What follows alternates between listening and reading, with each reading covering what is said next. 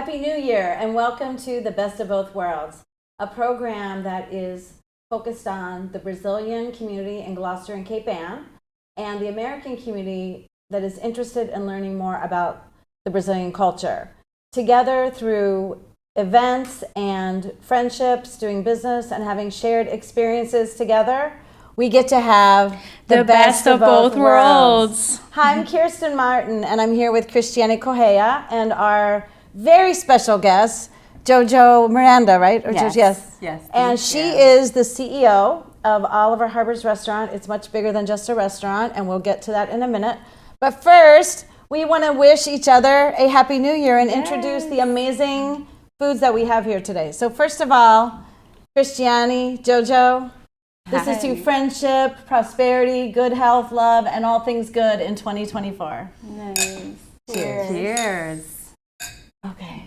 Now, I am going to let Jojo actually explain this amazing dessert that she brought. I'm just going to get the American treat out of the way. I just brought a kind of healthy milkshake. It's kind of half and half. I did put some ice cream in there, Neapolitan ice cream with some chocolate, Juice Plus Complete Shake Mix, which is vegan and healthy, and along with plant milk. So we have a chocolate shake, but that is nothing in comparison to this amazing chocolate brigadeiro cake, courtesy of Oliver's Harbor. So tell us about this, Jojo. Yeah, so brigadeiro is a very traditional sweet that we have in Brazil. Usually find it in kids' party, but also adults love it too. And it's like this sweet condensed milk chocolate fudge. And it's very delicious, very sweet. Usually find it in little like round balls covered in chocolate sprinkles, but we wanted to combine a chocolate cake with this layering of brigadeiro on top. And it's super delicious, super sweet and soft, but not overwhelming. And yesterday we had an amazing lunch there. I had the other dessert, so this is my first time to try it. Let's give it a try, Cristiane. Wow. So this is your family's creation. Yes. That's yes. amazing.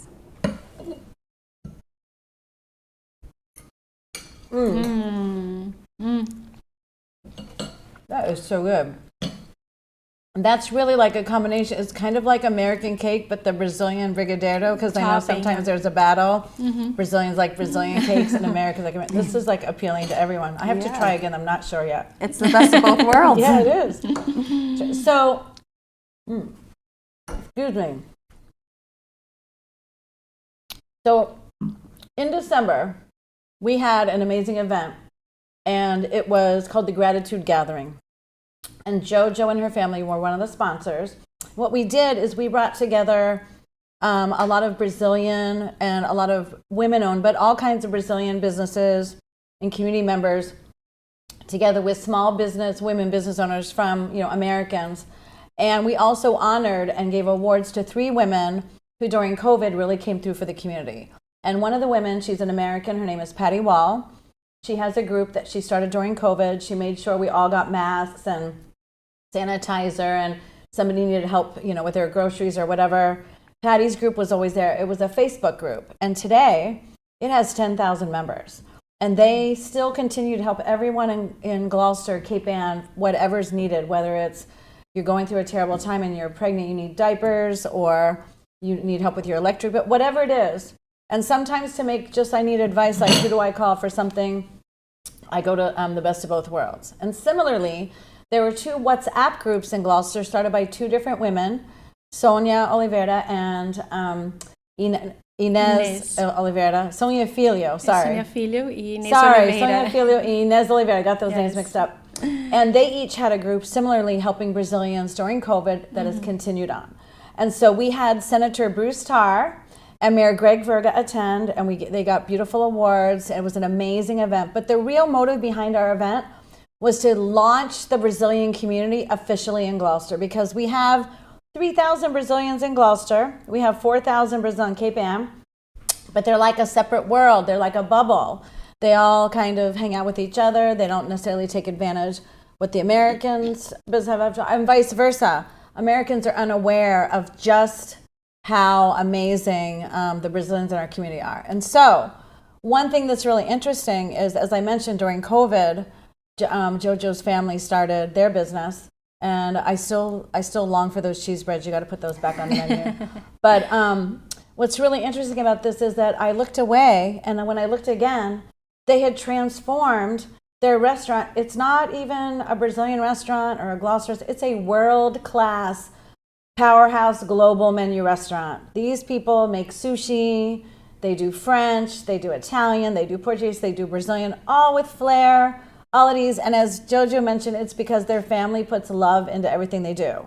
So we're going to let JoJo actually tell her story about that. But Christiane, you're going to explain a little bit more about what our event was, and then the follow-up we did yesterday and what's happening with Brazilian women especially. Yes. That mean business, right? Exactly. So after the gratitude gathering, which was like a success, a big success, we had this plan to unite these sponsorships, like these Brazilian women business owners, and we had like a lunch yesterday, and JoJo was so kind to us and prepared this beautiful menu. Wow, it's a 3-course menu, and the food was just amazing. Their lobster bisque, I worked in a restaurant business for 16 years, and I worked with French cuisine, Italian, but I never had a lobster bisque like this delicious. The cod was just amazing, Gloucester cod, right? And we're doing another event with more Brazilian women on Monday, thank God, so we can eat everything, try everything. So we are able to do our vision board. Vision board was one of the theme from 2023, right? Yeah. When we did New Year's. We got beautiful vision boards. All these women are ready for 2024. And we just want to thank you, JoJo, for putting together this and open the doors. We had such a great time, and 2024 is going to be amazing. Yeah, thank you. So we were really grateful because it was a prix menu, and everyone had a choice of cod, unbelievable, or a special chicken with plum sauce and butternut squash ravioli, a flan, which also has their twist on it with this orange marmalade topping. And for those Americans who don't know what flan is, you can try your first one right here. Right. So anyway, enough about us though. JoJo, tell us what it was like being at that event. And first of all, before you tell us that, where did you come from? Tell us the story of your family. How did you get here? Yeah, so I am originally from Brazil, me and my family from Minas Gerais. My parents moved here in 1998, and I soon followed in 2000. I'm actually a first-generation immigrant. Wow. So you came here at the age of what? How old were you? I was 4. Came here so you were with your grandparents for 2 years then? Yes. I stayed with them for 2 years while my parents were here, and they were preparing their life. And when they came here, they settled in Boston for a while. That's where they started actually in the culinary world, was in Boston. They worked in various restaurants there until a restaurant brought them to Gloucester. And they helped in the beginning with that restaurant and worked there for 20 years. My daughter worked there with you guys. Yeah, you got to work with her. That was amazing. She loves your family. But yeah, we... And did they cook in Brazil? What made them decide culinary? It's funny, because my dad never actually touched a pan until he came to America. My mom always was an amazing cook. Right. But now my dad... He's a star. He knows how to do both of them. They both know how to do any traditional Brazilian dish that you can possibly think of. Wow. And any American, Italian, French, they were kind of trained in all these culinary. So they just went in there and they just decided they were going to learn on the job. Yeah, and they were actually going to retire from the restaurant business 4 years ago. Before they opened their own restaurant. Yeah, Thank God they didn't. Right? Yes, they had their cleaning business aside from the restaurant, and they were going to focus more on that. So entrepreneurial. Yeah. They were working in the restaurant industry and they had a cleaning business. Yes. So you guys are hardcore entrepreneurs. Oh, yes. Yeah, I believe there's a 58% of the Brazilians immigrants, they are entrepreneurs. So it's 50 or 15? 58. 50. Wow. 58. Wow. That is amazing. It's a big number, yes. Yeah, and it was really fun just watching them grow. And I was always very privileged to have like both cultures, both cuisines, which is amazing because if you hadn't tried Brazilian food yet, you're definitely missing out. And that's our goal in 2024 is to really get more Americans to understand how great Brazilian food is, because we need to have Brazilian food in this town. Like we have some Brazilian owners of different restaurants, but it's time really for Brazilian cuisine to get the respect that it deserves. So tell us though, so you have other siblings. Who else came along in your family? Who else works in the business? So eventually, I want to say all of my family ended up settling here in Gloucester at some point. I do have 2 younger siblings, Geovanna and Joseph. They help in the restaurant as well. They were born here? They were born here, yep. They're the second generation. And it was really fun because growing up, my parents never really let us forget our Brazilian culture. I had a few Brazilian friends, because back in 2000, there weren't as many Brazilians here in Gloucester. Really? Yeah, I had just like a handful of Brazilian friends. Oh, Most really of my friends interesting. were American, Because Italian. when I came here, it was in 2000, and I thought there were like quite a few, but I also didn't know that many. But so even you didn't know that many. There weren't that. Wow. there weren't that many. No. Yeah, but my parents kept that light inside of us, that Brazilian light. A lot of the teachers actually back then, they didn't want us to speak Portuguese. Yeah, that's the problem we have in the United States. Because Discouraging they didn't want us to confuse the Portuguese and the English. Which is so stupid. Which has changed Thank now. God, because other countries, people speak other languages. It actually makes you smarter, right? To know more than one language. Yeah, but my parents are very adamant. They were like, Good. you can speak English as much as you want, wherever you want, but in our household, you're going to learn the Portuguese. And I am so grateful that they did that, because it is very nice to have both cultures and have both of those languages to rely on. And now, how old are you? I am 27. You are a baby, and you're married. I am. You have a 2-year-old. I have a 2-year-old. And expecting one on the way. Wow. That is so great. We're going to toast to that. Toast again. Yes. Cheers. And her younger sister is also expecting, right? Yeah, so we're going to have 2 baby Mirandas in 2024. Wow. And so 3 generations now. 3 generations, yeah. Yeah. I just want to add something. Like, it was funny, like how you said, like each Brazilian family, they had their own way of dealing. But because I do life coaching, and then usually most of my clients are Brazilians, and now I'm getting the first generation, like the second generation of immigrants, like children of Brazilians who are turning 18 years old, 20, and some parents really reinforce the mother language, right, like Portuguese at home, and some parents did not at all, and they regret because their children became adults, and now they're missing out the language. Now they travel to Brazil, and they can't speak with their grandparents, their relatives. So, and then when I'm working one-on-one with these children, like I'm always asking them what percentage of you is American, because you're born here. Yes, you're American, no question about it. But part of the culture, like your culinary, your taste, your friendships, like the rules, how are the family dynamics so different from one generation to another? So I love working with these young adults and not being embarrassed, because like last week I had she's a 21-year-old, and she said she was embarrassed by her accent when she speaks Portuguese, because her English is fluent. Her parents are Brazilians. But she says, you know what, when I speak in Portuguese, I have an accent and I get embarrassed. And then I was just like asking her questions to be like, your accent just tells about your identity. It's nothing to be embarrassed of, because we all have accents. And so it was like a beautiful thing. So combining this generation, and I'm so glad that your parents also forced the Portuguese language. I'm also doing this with Luca at home. So getting the best of both worlds, I think that's the idea, Yes, our goal. Yeah. And so what were they thinking opening at COVID, or did they already decide and then COVID hit? What were the challenges you had? So we were planning for a couple of months before COVID actually hit. But when we were finally able to open the doors after all the permits and license, it was 3 weeks before COVID. So it was the day before Valentine's Day. 2020, was that COVID? Oh, yeah. 2020. Yeah, 2020. Yeah, so we had 3 really good weeks before COVID shut everything down. So you started off really good. Yes, it was amazing. The restaurant was full every single day. Oh, wow. Yes, and it was difficult COVID because the old rules for restaurants kind of went out the door, and you had to reinvent the wheel all over cleaning, again. right? And so much cleaning with all the plexiglasses, and you had to plan things and send it to the state to make sure that you were in compliancy with all the rules.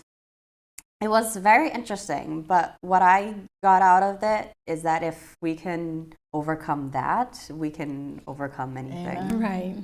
So I want to ask you about how you came up with the menu, and it kind of evolves and shifts. And talk to us about, you were telling us earlier before we started taping the show, some of the things you want to do with Brazilian cuisine. Now, you can do any cuisine you want. So how does your menu work? How often do you rotate it? Who decides what goes on the menu? And I got to say, too, your prices are actually fantastic, because I was a little worried to open it when I was like, Oliver's Harvest.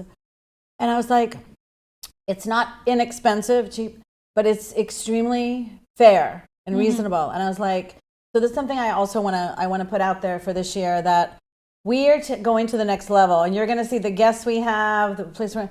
And one of the things we need to do, we talked about self-care last year, is really self-care includes affordable luxuries. Self-care includes the fact that you treat yourself like the queen that you are, or the king that you are, and you do things for yourself and your family. And you know what? I've made a commitment. I'm going to eat at really nice places, including Oliver's Harbor, regularly, because I'm actually putting money into myself and my community. I'm going to have a great experience with my husband, date night. It's going to be our go-to place. I know the people that are running it. I love the family. I love their philosophy.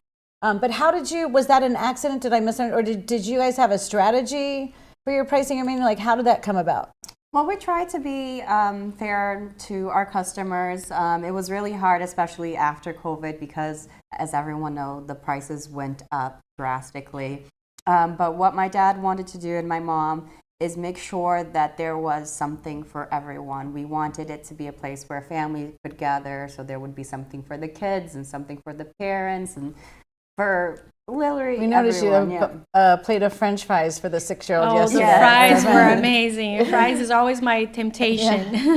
Yeah, but we really wanted everyone just to come together and have a good time there, and that's why it was so diverse. That's why we have sushi, we have pizza, we have children's plates, we have the filet, but we also have like pasta, homemade pasta, which is delicious. My dad works on the pasta, Oh my God. I I'm love trying the butternut squash ravioli next Monday, yes. Wow.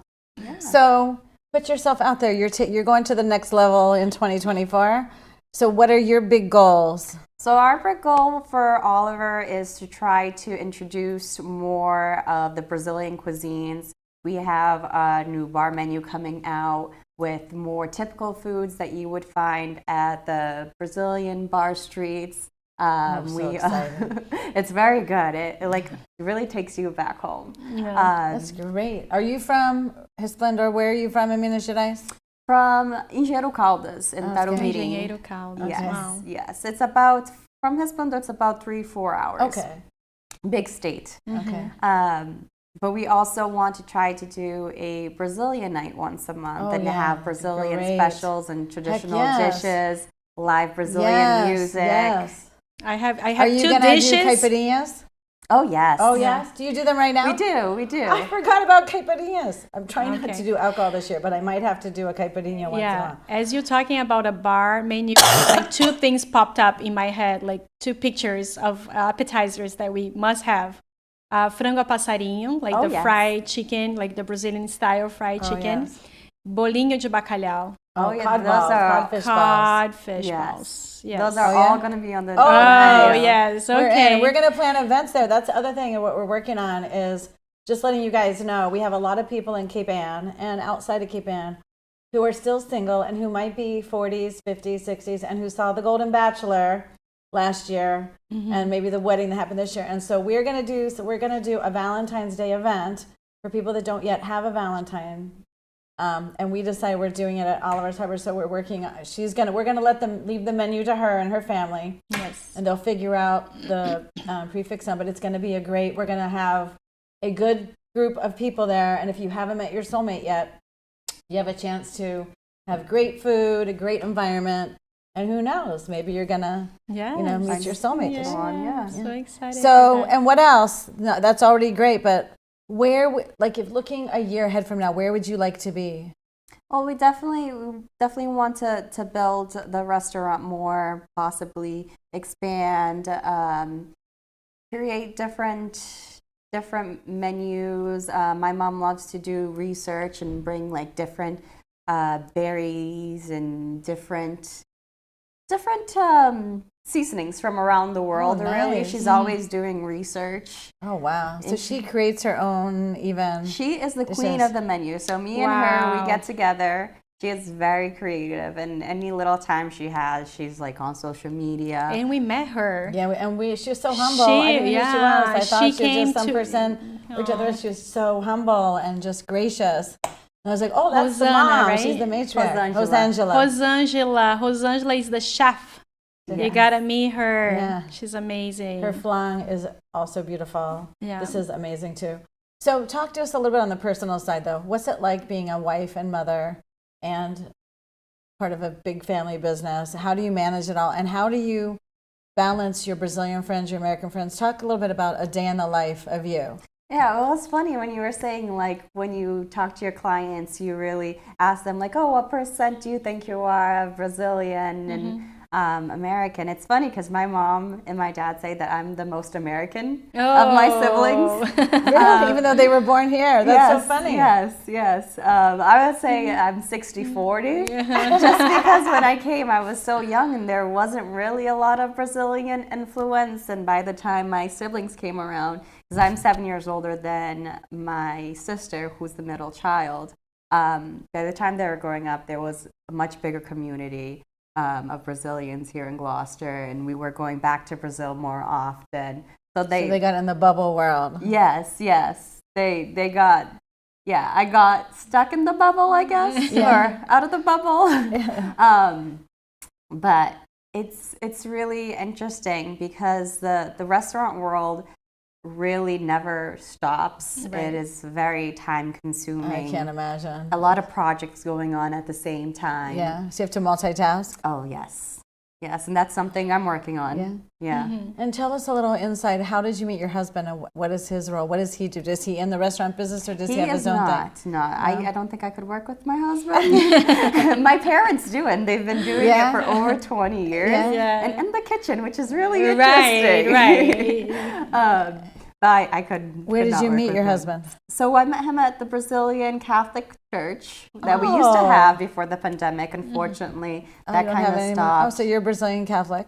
Yes. I guess most Brazilians are Catholic. In Brazil, I mean. In Brazil, it's changing, slowly changing. Yeah. It used to be more Catholic, now it's more like a mix. Yes. The Protestant community is also growing a lot. Like every corner, there's a Protestant church. So it's still Christian oriented. Yeah. So now, was it love at first sight? How long did it take before you knew like he was the one? Actually, I think it was love at first sight, but when I met him, I was going off to college, so I didn't want to commit to anyone. Then I went to UMass Amherst. That's where my husband went. Yes, yeah. What'd you major in? Well, I didn't major there, but I did pre-med there. Oh, okay. Yeah. So you were thinking about being a doctor for a while. I was planning on being a doctor. I wanted to work with kids, which I did get to work with kids. I used to work at Dr. Orr's office. Oh, okay. He's a Nice. He's pediatrician here in the Gloucester. pediatrician here in town. Yeah, we all know Dr. Orr. Yeah, I worked there many years. I think I worked there like 6 years. Oh, wow. Yeah, and it was really nice getting to be involved in both communities there too, because he has a big Brazilian and Hispanic following. I didn't know that. With his patients, yeah. So anyway, so you went off to college, and went then off to your husband college. just waited for you? He just waited, yeah. He was very Wow. patient. I came back a year after, and that's kind of when we started dating. And a year after we started dating, we got married. Wow, so that's good. Sometimes you just know, right? Yeah, sometimes you just know. Yeah, and I was never a person who liked to waste my time. Right. I was always very to the point. I'm going to ask you about that, like what your tips are, like how you become successful. So you make use of your time, you don't waste time, you don't think twice, don't take too long to make decisions. Yes, so what I've learned is is you have to really be focused in the restaurant world because everything is moving very fast. Customers are moving fast. They want answers quickly, and they should get it quickly. And there's a lot of moving parts when you're planning events, when you're planning the menu, and there's deadlines that you have to get to. So you really organization, a lot of skills, planning, organization, yes, which decision making, yes, fast, yes. I wasn't very good at the organization part. It really helped me being in the restaurant world because you have to. And when did you switch to the restaurant then? Like from being. When did you decide? Okay, I'm going for the restaurant business, not the. So it was so I worked in the restaurant business since I was 14, hostessing, running food, busing. That was my first job. But what really brought me back, because I had left, I was doing a medical assistant with Dr. Orr, and I was also doing some digital marketing at a point. But my parents wanted to open the restaurant. A friend of them bought up the idea of opening Oliver's, and they came to me and was like, this is really our dream. Would you be able to help us in the back end in the office with all the paperwork and stuff? And I said, yes. How can you deny your parents their dream? Well, a lot of people, but that's the other thing no? that's great, is that you listen to your parents and you really put your family there as a priority, you know? And I didn't have prior administration knowledge, so it was really like learning on the fly with me, and I was very grateful for it because I ended up really loving opening a restaurant. I've actually helped open a restaurant here in Gloucester too. I helped open the Rudder, and I was with them for a little bit too. I know that. It's one of my to go there. Wow. To take you there. So, but are they and closed it's very now? So brave. they're seasonal. Oh, that's right. But they're still, because I actually think I went to the Rudder this last summer, but I had thought maybe it changed. Anyway, I forgot it.